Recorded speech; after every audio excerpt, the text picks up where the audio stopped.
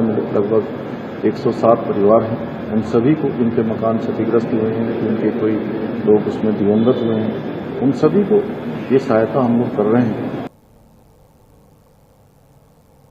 उत्तरकाशी के धराली में rescue operation लगातार जारी है। लोगों को सुरक्षित जगहों पर पहुंचाया जा रहा है। मुख्यमंत्री पुष्कर सिंह धामी ने प्रधानमंत्री नरेंद्र मोदी का आभार जताया है। मुख्यमंत्री पुष्कर सिंह धामी ने गृह मंत्री का भी आभार जताया। उन्होंने लिखा, इस मुसीबत की घड़ी में हमारे साथ खड़े रहे। उत्तरकाशी के धराली गांव में आई आपदा के बाद लगातार रेस्क्यू ऑपरेशन चलाया गया, जिसके चलते हजारों लोगों को सुरक्षित उनके गंतव्यों तक पहुंचाया गया।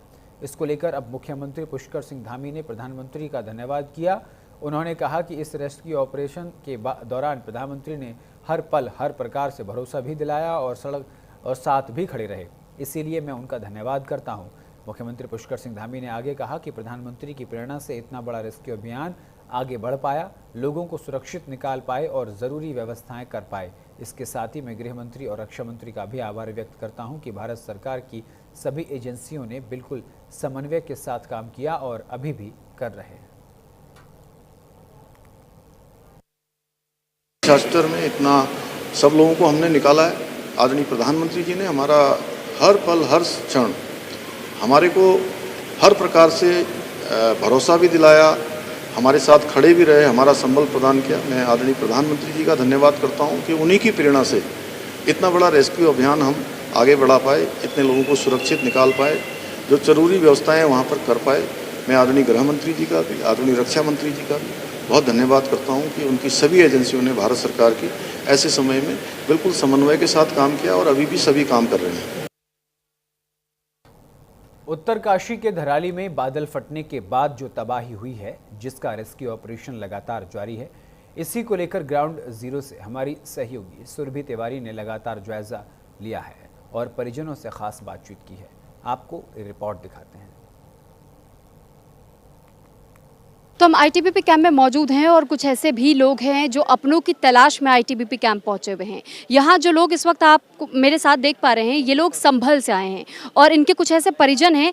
ये परिजनों की तस्वीर भी लेकर के आए हैं। ये वो परिजन हैं जो कि इस वक्त भी लापता हैं, मिसिंग हैं और इनकी तलाश अभी भी की जा रही है। और इस उम्मीद में ये हर दिन आईटीबीपी कैंप पहुँच रहे हैं कि किसी दिन तो इनके परिवार के कुछ सदस्य वापस लौट करके आ जाए, क्योंकि रेस्क्यू लगातार जारी है और रेस्क्यू में उम्मीदें इनकी बरकरार है। कहाँ से आए जी? हम संभल से आए हैं। संभल से आए और यहाँ इस कैंप में कितने दिन से आए? जी हमें 5 दिन हो गए। लगातार 5 दिनों से आ पा रहे हैं? लगातार 5 दिन हो गए मैम। क्या बता रहे हैं अधिकारी? अधिकारी बता रहे हैं कि हाँ रिक्वेस्ट जारी है, खोज जारी है, बस और कुछ नहीं बता रहे हैं। अभी तक आप लोगों को कोई जानकारी नहीं? जी कोई जानकारी नहीं मिली अभी तक, बिल्कुल भी। और ये किन किन की तस्वीर है? ये हमारे लड़के हैं। ये सलमान है, ये योगेश है, ये मेरे लड़के हैं, ये भतीजे हैं, ये मेरे दोस्त के लड़के हैं। तो ये धराली में थे उस दौरान जिस वक्त आप? जी धराली में थे।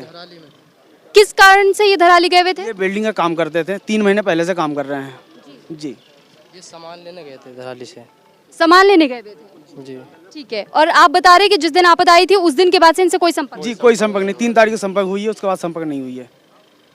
तो ये फिलहाल जिन लोगों की तस्वीर को आपने देखा है, ये वो परिजन हैं जो कि इस वक्त लापता बताए जा रहे हैं। और इन लोगों के ही परिजन इस वक्त हमारे साथ मौजूद हैं। उनका ये कहना है कि 5 दिन हो गए वो आईटीबीपी कैंप आ रहे हैं, लगातार अधिकारी से भी बातचीत कर रहे हैं। उनका सिर्फ जो अब तक बातें निकल कर सामने आ रही है, सिर्फ और सिर्फ आश्वासन दिया जा रहा है कि बहुत जल्दी उन्हें ढूंढ लिया जाएगा, लेकिन अब तक भी उनके बारे में कोई जानकारी नहीं मिली है। क्या अभी तक कुछ भी इस प्रकार की जानकारी आप लोग को दी गई? नहीं मिली है, कोई जानकारी नहीं मिली। अभी तक कुछ भी नहीं कहा जा रहा है? जी कोई जानकारी नहीं कर रही है।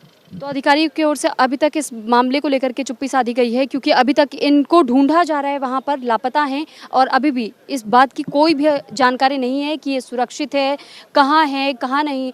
तो फिलहाल देखिए, हालांकि अधिकारियों का ये कहना है कि जब अभी भी हर्षिल और धराली में, क्योंकि वहाँ पर रेस्क्यू चल रहा है और ऐसे में कई लोग अभी भी लापता बताए जा रहे हैं, तो उन लापता लोगों की तलाश की जा रही है और उम्मीद ज़रूर लगाई जा रही है, क्योंकि उनके जो परिजन 5 दिनों से यहाँ आईटीबीपी कैंप में आ रहे हैं, वो भी इसी उम्मीद, इसी आस में आ रहे हैं कि शायद उनके परिवार के जो चंद लोग बिछड़े हैं, ये 3 लोगों की तस्वीर ये दिखा रहे हैं, ये तीनों वापस लौट करके आ जाए। उत्तरकाशी के धराली में बादल फटने के बाद की तबाही का मंजर बहुत ही खतरनाक देखने को मिला। वहीं सरकार लगातार जमीनी स्तर पर जाकर लोगों का हाल जान रही है। इसी को लेकर ग्राउंड जीरो से न्यूज़ इंडिया के संवाददाता सुरभि तिवारी की ये रिपोर्ट दिखाएंगे आपको। उन्होंने बताया कि सुरभि तिवारी ने रेस्क्यू किए गए लोगों से बातचीत की है। क्या कुछ कहा है, सुन पाते हैं। तो ये आईटीबीपी कैंप की तस्वीरें हम आपको दिखा रहे हैं। कुछ ऐसे लोग यहाँ पर इस वक्त आए हुए हैं जो कि बिछड़े हुए ज़रूर थे, लेकिन अब देखिए किस तरीके से रेस्क्यू अभियान चलाते हुए कुछ लोगों का रेस्क्यू करके लाया गया और बिछड़े हुए लोगों को एक दूसरे से मिलवा दिया गया है। यहाँ पर कुछ महिलाएं मौजूद है, एक बार उनसे हम बात करने का प्रयास करते हैं। मैडम, आपका नाम क्या होगा? प्लीज़ कुछ नहीं बोल सकते हम अभी। आप लोग कहाँ से आए हैं?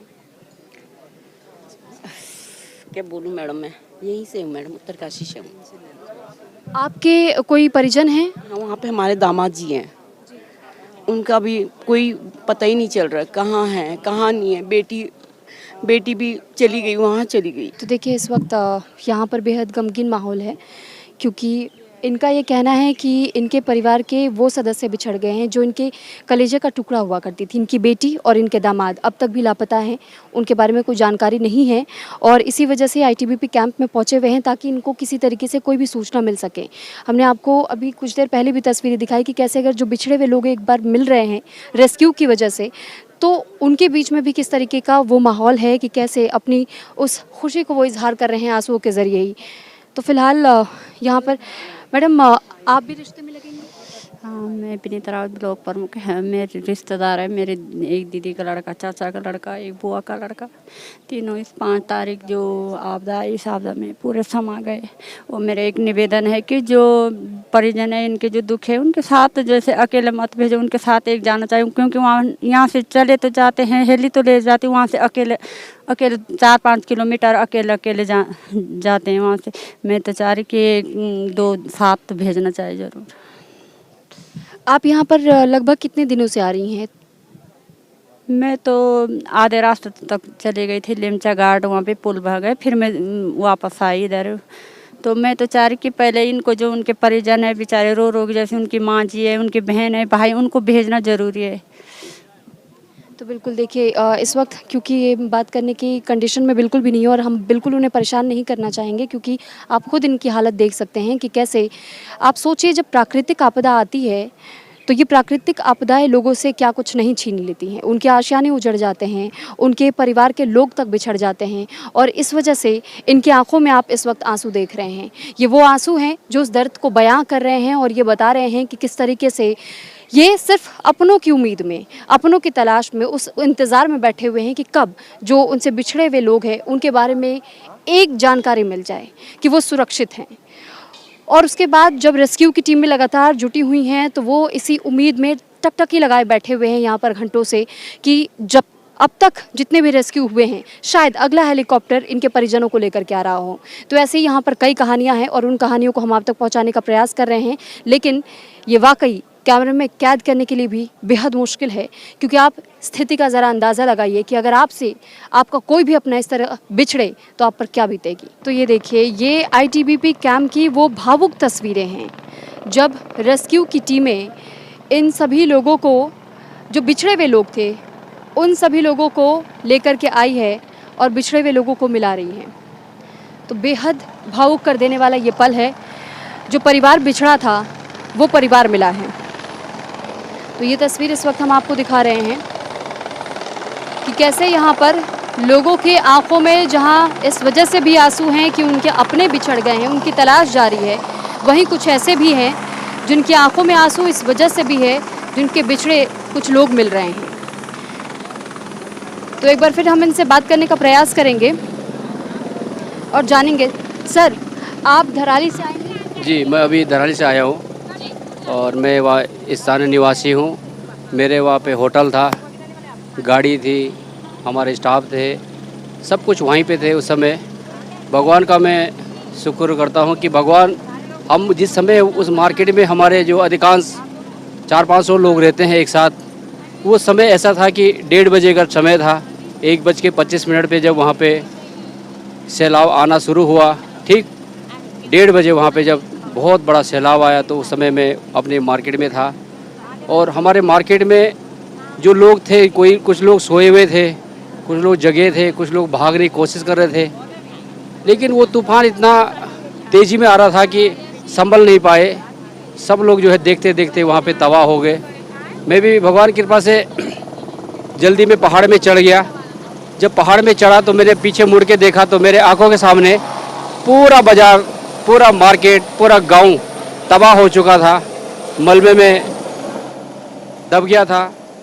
करीबन 40-50 फीट मलबा मार्केट में है, गांव में है, बगीचे थे, रिजोर्ट थे, कई लोगों के घर उजड़े। आज कई लोग सरकार को कि आज वो लगातार वहाँ पे आपदा पीड़ितों तक सामान पहुँचा पा रहे हैं, राहत सामग्री पहुँच रहे हैं, कपड़े भी आज सुबह पहुँचे वहाँ पे, और लाइट की व्यवस्था भी हो रही है, और इमरजेंसी लाइट भी है, टेंट भी है, बहुत सारे सामान यहाँ से लगातार जा रहे हैं।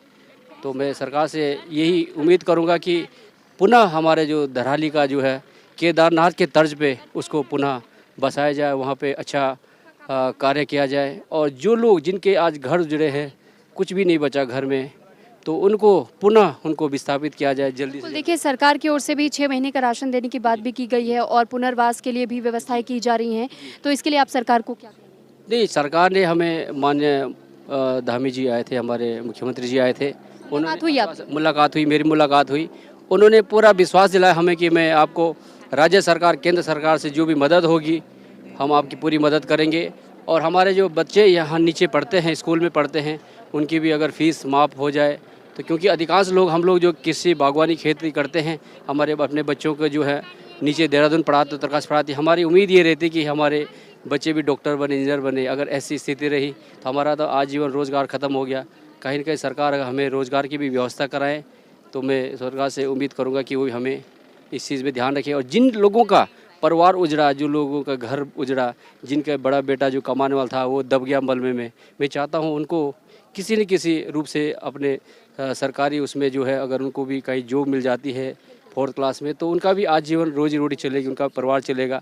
ऐसे में गुजारिश करता हूँ सरकार से, और माननीय मोदी जी से भी गुजारिश करूँगा कि वो भी केंद्र सरकार से भी कुछ हमें मदद मुहैया कराया जाए। ये परिवार हैं आपके? जी, अभी हमारे जो परिवारजन है, आप भी, बंदा पवार है, इनका भी घर था वहाँ पे। मैं जैसे अभी उतरा तो सभी लोग जो चिंतित है कि अपने घर देखने के लिए, जो हमारे बहनें यहाँ हैं, हमारे बच्चे यहाँ हैं, हमारे परिवार यहाँ है, तो वो बड़े चिंतित है कि कब हम अपने परिजनों को देखें। तो जैसे मैं यहाँ पे उतरा तो यहाँ सभी लोग भावुक हुए और वो गले में लिपटे, क्योंकि उनका भी दर्द है अपने गाँव से, जो अपना मुल्क है हमारा, पहाड़ी क्षेत्र है हमारा, तो उनसे भी हमारा जो लगाव है, जो प्रेम है, वो आज जो ख़त्म हो गया है। तो आज जो लोग यहाँ पे आए हैं, तो हम लोग जैसे उतरे तो वो लोग बिल्कुल मिल के भावुक हुए।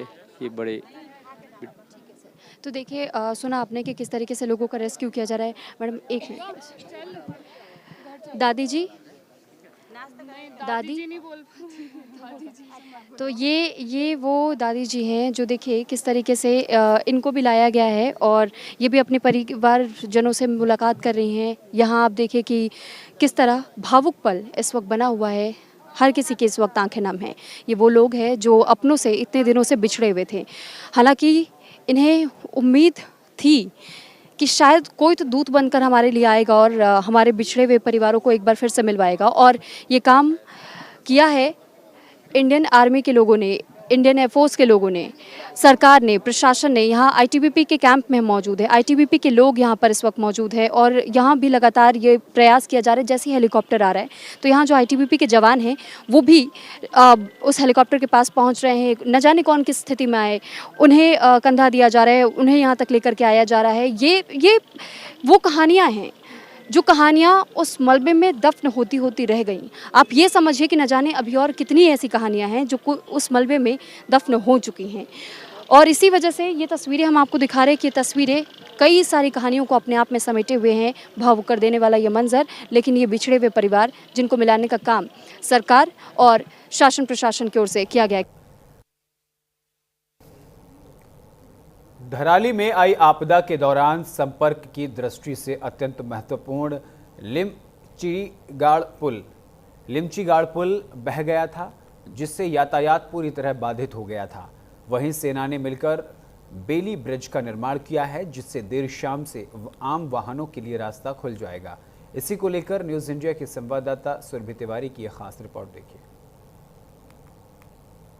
तो इस वक्त हमारे साथ देखिए उत्तराखंड के कई ऐसे अधिकारी मौजूद हैं। अपर सचिव मेहरबान सिंह बिष्ट जी भी मौजूद हैं और साथ ही ग्रेफ के अधिकारी भी मौजूद हैं। एक एक करके उनसे बातचीत करेंगे। सर, सबसे पहले तो आप लोगों को बहुत मुबारक कि आप लोग जिस तरीके से यहाँ पर धरातल पर मौजूद रहे हैं, बेली ब्रिज को बनाने के लिए लगातार दिन रात आप मेहनत कर रहे थे, अब वो सफलता हाथ लगती हुई दिखाई दे रही है। बिल्कुल, ये इसका पूरा क्रेडिट हमारी जो कार्यदायी संस्था है, BRO और अन्य एजेंसी जो हमारे आर्मी, पुलिस, SDRF जो इसमें लगी हैं, उन सब की मेहनत दिख रही है इसमें और काफ़ी अच्छा लग रहा है। और ये हमारे लिए सबसे चुनौतीपूर्ण कार्य था क्योंकि पूरी सप्लाई चेन हमारी आगे की तरफ इसकी वजह से बंद हुई थी। और जैसे ये वैली ब्रिज हमारा आज शाम तक अगर ये रेस्टोर होता है तो आगे जितने हमारे स्लाइड्स हैं वो क्लियर हो जाएंगे, उसमें ज़्यादा टाइम इसमें नहीं लगना है। ठीक है सर, एक सवाल ये भी है कि जिस तरीके से इस बेली ब्रिज के वजन को लेकर के भी सवाल लोगों के मन में उठ रहे हैं कि क्या भारी वाहन गुजरने लायक की इतनी मजबूती है बेली? ये ब्रिज 40 टन के वजन ले जाने लायक मजबूत है। इसके बनाने में हम लोग को कुछ दिक्कत नहीं होती। कुछ सामान आने में कुछ एक आध दिन का दिक्कत हुआ था, कुछ यहाँ मौसम खराब हो जाने के कारण एक दिन डिले हुआ, इसके कारण नहीं। जिस लोड क्लासिफिकेशन के लिए बना रहे हैं और जो सेफ्टी का प्रिकॉशन लिया जा रहा है वो सभी कुछ पूरा ध्यान में रखते हुए इसे आज शाम तक ट्रैफिक के लिए थ्रू कर देंगे।